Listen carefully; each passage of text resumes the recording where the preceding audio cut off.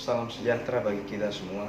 Selamat berjumpa kembali dalam Renungan Harian Gereja Toraja Jemaat Landraki Biringkanaya untuk edisi hari ini Rabu 6 Mei 2020. Kali ini bersama saya Penatua Paskaramba, dan bagian firman Tuhan yang akan kita baca dan renungkan pada saat ini terambil dari kitab Yehezkiel pasal 34 ayat yang ke-27 dengan tema wujud kasih Allah.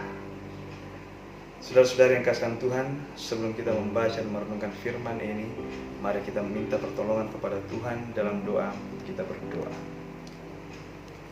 Puji dan syukur ya Tuhan, kami persembahkan kepadamu, kami panjatkan kehadirat-Mu karena atas berkat dan pertolongan, atas kasih karunia-Mu kami boleh ada sampai saat ini.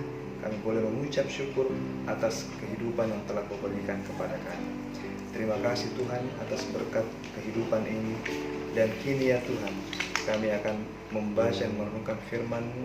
Berkati dan lindungi kami Tuhan. Mampukan dan layakkan kami untuk membaca firman kebenaran-Mu ini. Biarlah firman kebenaran-Mu ini boleh tinggal dalam hati dan pikiran kami, untuk kami gunakan dalam melanjutkan kehidupan kami selanjutnya. Ampuni segala dosa dan kesalahan kami Tuhan. Terima kami yang bermohon dalam nama Yesus Kristus yang adalah Tuhan dan Juru Selamat kami yang hidup. Amin. Saudara-saudara yang terkasih dalam Tuhan kita Yesus Kristus, saya akan membacakan Yehezkiel 34 ayat 27 di bawah perikop Tuhan Gembala Israel yang baik melawan gembala-gembala yang jahat. Ayat 27. Pohon-pohon di ladang akan memberi buahnya, dan tanah itu akan memberi hasilnya. Mereka akan hidup aman tentram di tanahnya. Mereka akan mengetahui bahwa Akulah Tuhan pada saat Aku mematahkan kayu kuk mereka dan melepaskan mereka dari tangan orang yang memperbudak mereka. Jika kita membaca Yehezkiel pasal 34 ini secara keseluruhan, ayat 1 sampai dengan 31, kita akan dapat membagi kitab ini menjadi 4 bagian utama. Bagian yang pertama, ayat 1 sampai dengan ayatnya yang ke-10. Di sini permulaan bahwa firman Tuhan datang kepada Yehezkiel untuk bernubuat bahwa celakalah para gembala yang tidak menggembalakan domba-dombanya sebagaimana mestinya. Celakalah para gembala yang menelantarkan domba-dombanya, yang hanya mengambil keuntungan dari domba-dombanya tanpa memelihara mereka dan memperlakukan mereka sebagaimana mestinya.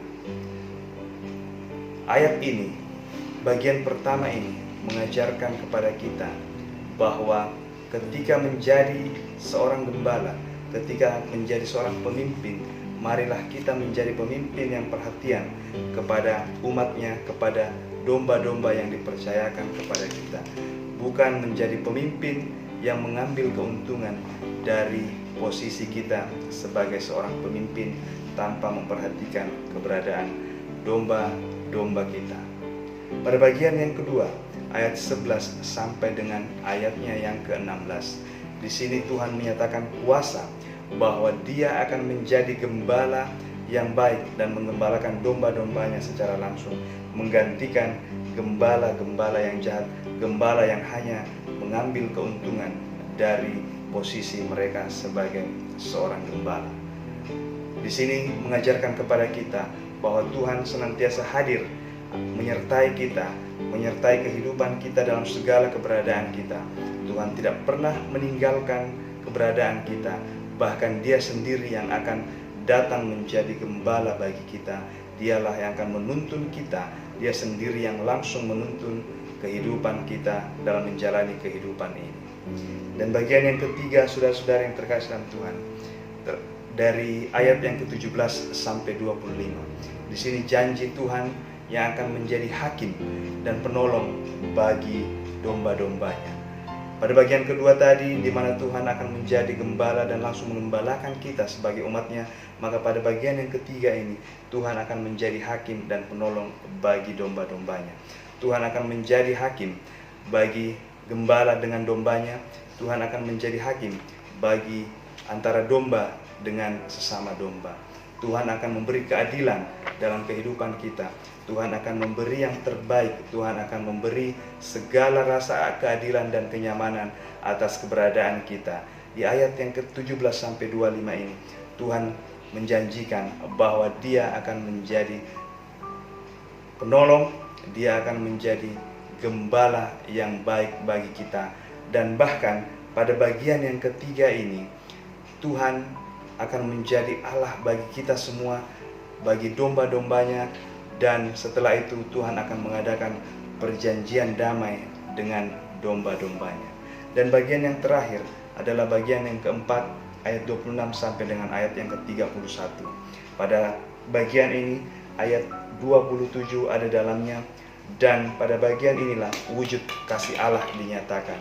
Setelah tadi bahwa di bagian pertama Tuhan menubuatkan celakalah gembala-gembala yang tidak menggembalakan dombanya dengan baik, dan pada bagian yang kedua Tuhan sendiri yang akan datang untuk menjadi gembala bagi domba-dombanya, dan bagian yang ketiga Tuhan akan menjadi hakim dan penolong serta akan mengadakan pendamaian dengan segala dombanya. Dan pada bagian yang terakhir inilah bagian yang keempat, wujud kasih Allah akan dinyatakan, di mana pada ayat 26 dinyatakan, aku akan menjadikan mereka dan semua yang sekitar gunungku menjadi berkat. Aku akan menurunkan hujan pada waktunya. Itu adalah hujan yang membawa berkat. Ayat yang ke-27, setelah itu pohon-pohon di ladang akan memberi buahnya, dan tanah itu akan memberi hasilnya. Mereka akan hidup aman dan tentram di tanahnya. Dan selanjutnya ayat yang ke-28, mereka tidak lagi menjadi jarahan bagi bangsa-bangsa, dan binatang liar tidak akan menerkam mereka, sehingga mereka akan diam dengan aman tentram, dengan tidak dikejutkan oleh apapun. Di sini wujud kasih Allah dinyatakan. Setelah Tuhan menyatakan bahwa celakalah para gembala yang tidak menggembalakan dombanya dengan baik, Tuhan akan datang menggantikan gembala-gembala yang jahat itu dan akan menuntun kita karena Dia tidak melupakan kita. Dan pada bagian yang ketiga, Tuhan akan menjadi hakim dan penolong atas domba-dombanya. Tuhan akan menjadi hakim dan penolong bagi kita. Dan bagian keempat, setelah semua proses itu kita jalani, semua proses itu kita lalui, dan kita nikmati proses itu, maka Tuhan akan memberikan janji wujud kasih Allah yang begitu besar. Ayat 26 sampai dengan ayat 31 ini adalah wujud kasih Allah, di mana Allah akan senantiasa menyertai kita. Tuhan akan memberi berkat kepada kita. Tuhan akan memberikan ketentraman kepada kita. Tuhan akan melepaskan kuk yang ada di bahu kita, yang ada di pundak kita, dan kita akan mengaku bahwa Tuhanlah satu-satunya Allah yang patut dipuji dan disembah. Dan dari wujud kasih Allah itu, pada ayat 30 kita akan menyatakan bahwa kita akan mengetahui bahwa Tuhan Allah mereka menyertai mereka, dan kaum Israel adalah umatku. Demikianlah firman Tuhan Allah, kamu adalah domba-dombaku, domba gembalaanku, dan aku adalah Allahmu. Demikianlah firman Tuhan, dan kiranya kita akan tetap menjadi domba-domba yang mempercayakan kehidupan kita kepada Sang Gembala yang agung, kepada Sang Gembala yang benar, yaitu Tuhan kita Yesus Kristus. Terpujilah Tuhan, mari kita berdoa. Terima kasih Tuhan atas segala penyertaan-Mu kepada kami. Kami boleh merasakan firman-Mu ini, kami boleh merenungkan firman-Mu. Terima kasih ya Tuhan, lindungi kami selanjutnya Tuhan. Berikan yang terbaik bagi kami menurut ukuran-Mu Tuhan. Dan biar firman ini Tuhan tinggal dalam hati dan pikiran kami, boleh kami gunakan dalam menjalani kehidupan kami selanjutnya.